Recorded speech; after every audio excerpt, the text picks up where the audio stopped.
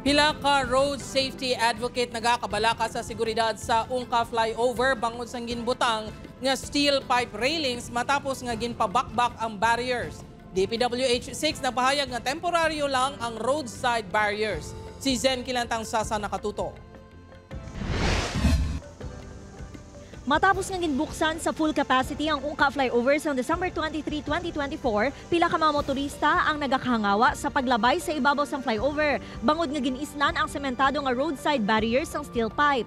Suno kay Robinson nga isa ka road safety advocate, tuman ka delikado ang roadside barriers para sa mga motorista. Sa akon may own opinion kay medyo hindi pa safe, especially sa mga motorist tungod sa mga ginbutang nila na mga railing sa Ungka flyover. Ikapin pa kong mga medyo madasig, madadlog, nagalane straddling ang isa ka driver or sa nga salakyan, so that may cause an accident.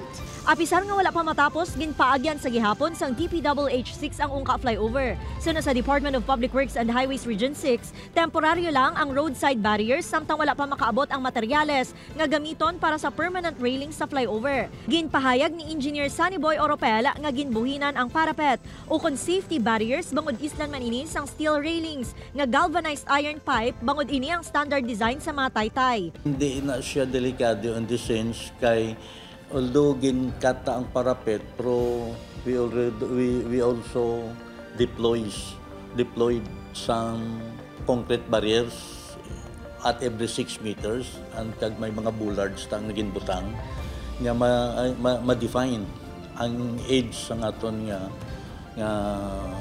lane. Matandaan nga ginpondohan sang gobyerno sang 200 million pesos ang second phase ng rectification sa Ungka flyover. Sa diin masobra 989 million pesos na ang balor sang flyover umpisa sang gintukod ini. Upod ka Romao Porquia, Zen Kilantang Sasa, One Western Visayas.